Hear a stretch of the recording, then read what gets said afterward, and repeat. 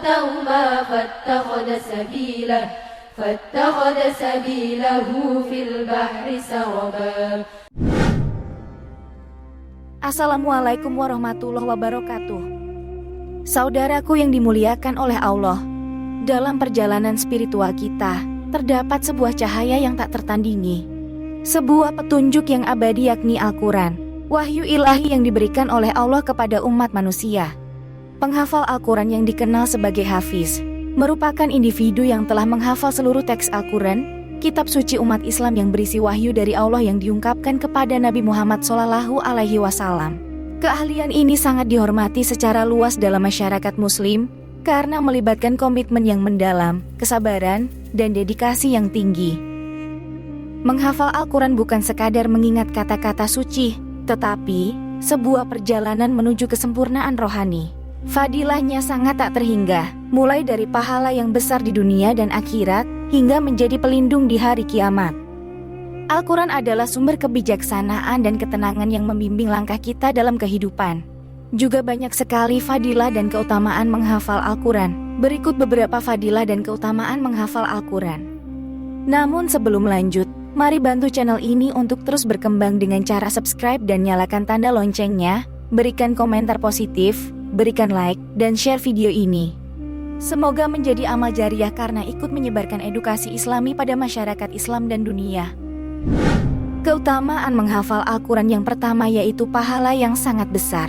Menghafal Al-Quran memberikan pahala yang besar di sisi Allah Subhanahu wa Ta'ala. Allah menjanjikan ganjaran yang luar biasa bagi mereka yang menghafal dan membacanya dengan baik. Sebagaimana disebutkan dalam hadis, sesungguhnya orang yang pandai membaca Al-Quran akan bersama malaikat yang mulia lagi taat. Dan orang yang membaca Al-Quran dengan terbata-bata dan sukar membacanya, maka baginya 2 pahala. Hadis riwayat Imam Bukhari. Keutamaan menghafal Al-Quran yang kedua yaitu surga. Para penghafal Al-Quran akan mendapat kehormatan di surga. Sebagaimana Rasulullah bersabda, bacalah dan naikkanlah derajatmu dengan cara membacanya secara tartil dengan baik, karena sesungguhnya derajatmu di surga akan ditentukan berdasarkan akhir dari bacaanmu. Hadis riwayat Abu Daud. Keutamaan yang ketiga yakni interaksi dengan Allah. Menghafal Al-Quran memungkinkan seseorang untuk memiliki interaksi yang lebih dekat dengan Allah Subhanahu wa Ta'ala, menambah rasa takut dan cinta kepadanya. Keutamaan yang keempat yakni perlindungan di hari kiamat. Al-Quran akan menjadi pelindung bagi penghafalnya di hari kiamat. Rasulullah bersabda, bacalah Al-Quran, karena sesungguhnya Al-Quran akan datang pada hari kiamat sebagai pemberi syafaat bagi penghafalnya. Hadis riwayat Muslim. Fadilah yang kelima yakni meningkatkan kecerdasan dan kedamaian batin. Menghafal Al-Quran juga dikenal dapat meningkatkan kecerdasan, ketenangan, serta kedamaian batin seseorang. Dan masih banyak lagi fadilah dan keutamaan-keutamaan yang lain. Menghafal Al-Quran bukan hanya membawa keuntungan di dunia, tetapi juga memiliki nilai besar di akhirat.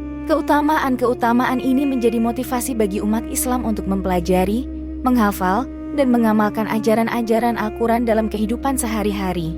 Tentu dalam setiap perjalanan yang agung, ada tantangan dan juga ada resiko.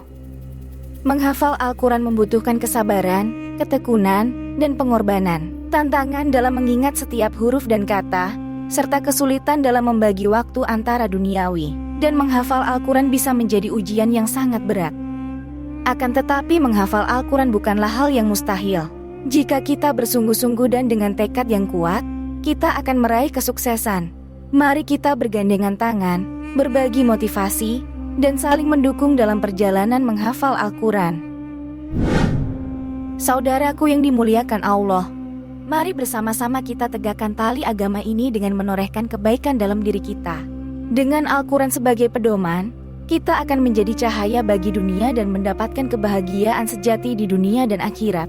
Sebagaimana Allah berfirman, dan kami turunkan Al-Quran kepada engkau wahai Muhammad untuk menjelaskan segala sesuatu dan menjadi petunjuk serta rahmat bagi orang-orang yang beriman.